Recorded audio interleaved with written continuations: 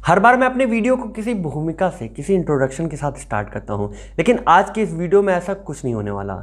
आज के इस वीडियो को मैं किसी भूमिका या इंट्रोडक्शन से स्टार्ट नहीं करूंगा, बल्कि आज के इस वीडियो को मैं एक विनय के साथ, एक रिक्वेस्ट के साथ प्रारंभ करना चाहूँगा कि भैया भले ही आपका कानून में इंटरेस्ट हो, रुचि हो या ना हो, लेकिन फिर भी आपको इस वीडियो को बिना स्किप किए पूरा देखना चाहिए। क्योंकि अधिकतर मामलों में ऐसा होता है कि आप कानून में रुचि नहीं रखते, इंटरेस्ट नहीं रखते, फिर भी आपका पाला कानून से पड़ ही जाता है। जैसे क्या होता है कि कभी भी कोई रॉन्ग डूअर होता है या अपराधी होता है, वो आपसे पूछ के आपके साथ कोई अपराध या ऑफेंस नहीं करेगा कि हाँ भैया लाओ आपके साथ थोड़ा सा ऑफेंस कर ले, थोड़ा सा अपराध कुछ गलत कर ले, वो आपसे पूछेगा नहीं, वो बस कर देता है। तो आपको ऐसे मामलों से कैसे निपटना चाहिए, इनसे डील कैसे करना चाहिए, उनके बारे में कुछ बेसिक सी, कुछ सामान्य सी जानकारी होनी बहुत ही आवश्यक है। इसलिए आज की इस वीडियो में मैं इसी सामान्य कानून की कुछ सामान्य जानकारी के लिस्ट में से एक बहुत ही इंपॉर्टेंट टॉपिक, जो कि सेक्शन 156 का क्लॉज 3 या फिर धारा 156(3), जिनको सीआरपीसी का 156(3) का दायरा कहते हैं, इनके बारे में बात करने वाले हैं कि 156(3) होते क्या हैं और इनका पूरा प्रोविज़न क्या है, इनका प्रावधान क्या क्या दिया गया है और ये कैसे जो है कोर्ट में प्रस्तुत किए जाते हैं। इन सारी चीज़ों के बारे में आज के इस वीडियो में हम बात करेंगे। इसलिए सेक्शन 156 के क्लॉज 3 या धारा 156(3) के इस वीडियो को बिना किसी अनावश्यक भूमिका के चलिए आराम से प्रारंभ करते हैं।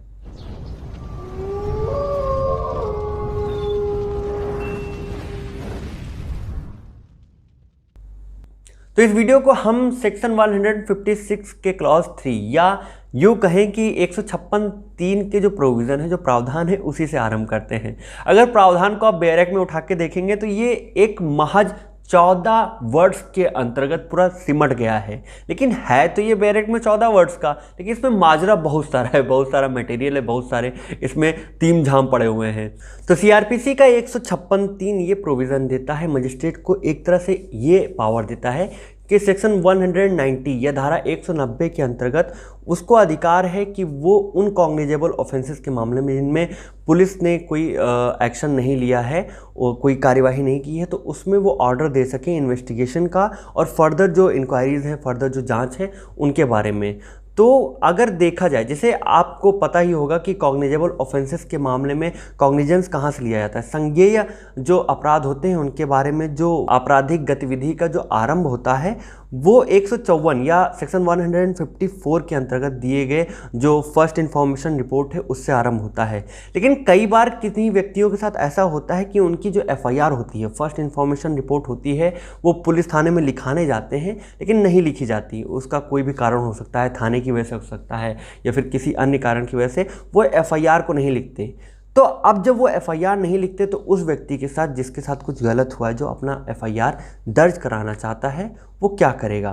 तो यहाँ पे उसको ये चीज़ धारा 156(3) मदद करती है उनको उनका एफआईआर दर्ज कराने में, उनका प्राथमिकी दर्ज कराने में। अब इससे पहले आगे बढ़ें, कुछ लोग संज्ञेय और असंज्ञेय अपराधों में थोड़ा सा कंफ्यूज हो जाएंगे, कॉग्निजेबल और नॉन कॉग्निजेबल ऑफेंसेस में कंफ्यूज हो जाएंगे, थोड़ा सा भ्रमित हो जाएंगे। तो जो जानते हैं उनके लिए अच्छी बात है, मुबारक हो आपको, लेकिन जो नहीं जानते हैं उनको मैं बता दूं कि कॉग्निजेबल ऑफेंसेस या संज्ञेय अपराध वो अपराध होते हैं जिनमें जो पुलिस होती है वो बिना किसी अनुमति के, बिना किसी सुपीरियर अथॉरिटी के अनुमति के ही उस व्यक्ति को जिसके खिलाफ ऐसे मतलब अपराध जिसने किया होता है उनको गिरफ्तार कर सकती है बिना किसी वारंट के। और असंज्ञेय अपराध वो अपराध होते हैं जिनमें उनको ऐसा कोई पावर नहीं मिला होता। इनको केवल जब मजिस्ट्रेट से जब वहाँ से इनको ऑर्डर आएगा तभी ये किसी व्यक्ति को गिरफ्तार कर सकते हैं। तो ये बहुत ही बेसिक एक डिफरेंस हुआ।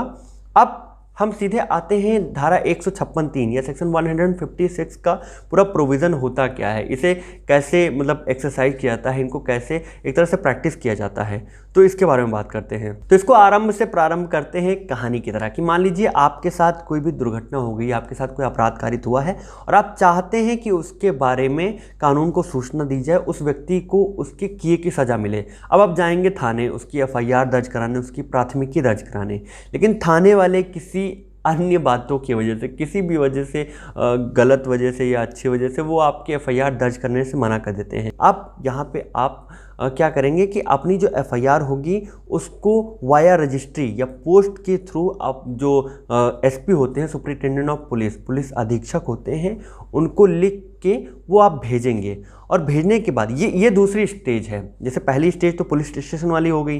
अब वहाँ पे जब थाने में भाई नहीं लिया गया, कोई भी एक्शन नहीं लिया गया, तो आप दूसरे स्टेज पे आएंगे, यानी कि एसपी को या पुलिस अधीक्षक को जब अपनी पूरी शिकायत लिख के एक लिखित रूप में पूरा लिख के पूरा भेजेंगे और उसकी फ़ोटोकॉपी करा के अपने पास रख लीजिएगा।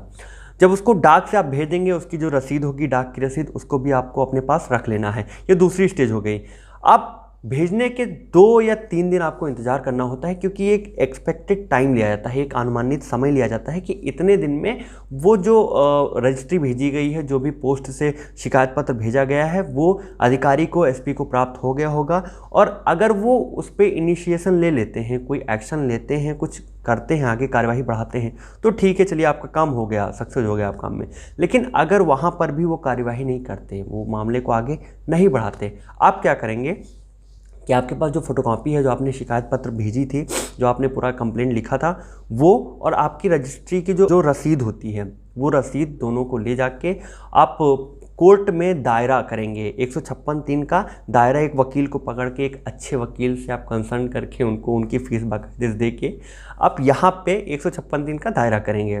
तो स्टेज 2 के 2 या 3 दिन बाद जब आप दायरा करेंगे, तो दायरा में वकील साहब को पता होता है कि क्या क्या डॉक्यूमेंट्स लगाने हैं, क्या क्या लिखना है। और जिनको नहीं पता उनको मैं बता दूं कि इसमें आपका जो शिकायत पत्र होगा वो फिर से एक पूरी दायरा पूरी लिखी जाएगी। जैसे भी दायरा रिड्यूस करे जाते हैं उसी फॉर्म में लिखा जाएगा, उसी ड्राफ्ट वाले वे में। साथ में आपका जो शिकायत पत्र था वो भी लगाया जाएगा, उसमें जो रिसिप्ट होती है, जो रसीद थी, जो रजिस्ट्री वाली थी, वो लगाई जाएगी। वकील साहब का जो वकालतनामा होता है, जिसको अधिभाष पत्र बोलते हैं, वो लगाया जाएगा। एक मेमो लगाया जाएगा कि इस दायरे में क्या क्या चीज़ें, क्या क्या डॉक्यूमेंट्स, क्या क्या कागजात दिए जा रहे हैं।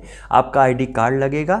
और इतना सब कुछ करने के बाद उसे कोर्ट में, जिनके ज्यूरिडिक्शन में ये पूरा मामला आता हो, वहाँ पे इसको दाखिल किया जाएगा। और जब आप कोर्ट में प्रस्तुत कर देंगे, दायरा होने के बाद पहली सुनवाई पर होंगे, वकील साहब आपको लेके जाएंगे, कोर्ट के सामने प्रस्तुत होंगे।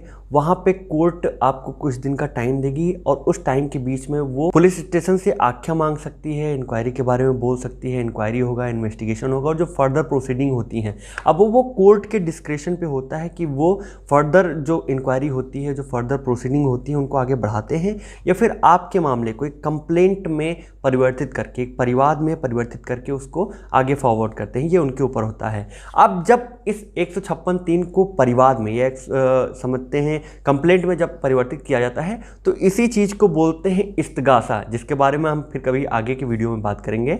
और 156(3) के मामले में ये जितनी चीज़ें मैंने आपको बताई हैं, ये बहुत हैं। और अगर आप लोग चाहते हैं कि मैं आपको 156(3) का जो दायरा होता है, जो एक प्लेंट होता है, वो कैसे लिखा जाता है, रिड्यूस कैसे किया जाता है, आप चाहते हैं कि मैं आपको लिख के बताऊं, तो आप कमेंट में बता सकते हैं। आप अगर आपका रिस्पांस अच्छा आता है तो मैं पूरा लिख के कायदे से आपको बताऊंगा कि कैसे वो दायरा लिखा जाता है, रिड्यूस किया जाता है। और साथ ही साथ मैं उन डॉक्यूमेंट्स की भी आपको फ़ोटोज़ दिखाऊंगा जो उसमें लगाए जाते हैं। तो ये था सेक्शन 156 का क्लॉज 3 या धारा 156(3) के बारे में main provision, major provisions. I hope आपको ये सारे ही पॉइंट्स अच्छे से समझ में आ गए होंगे। बाकी के लॉ से रिलेटेड वीडियोस, पॉइंट्स, टॉपिक्स और जजमेंट्स के लिए हमारे साथ बने रहिए। आप मुझे डायरेक्ट क्वेश्चन करने के लिए मेरे इंस्टाग्राम पेज पे फॉलो कर सकते हैं, जहाँ पे मैं आपके सवालों के जवाब तुरंत ही दूंगा। बाकी अपना सहयोग बनाए रखिए, सपोर्ट बनाए रखिए। धन्यवाद।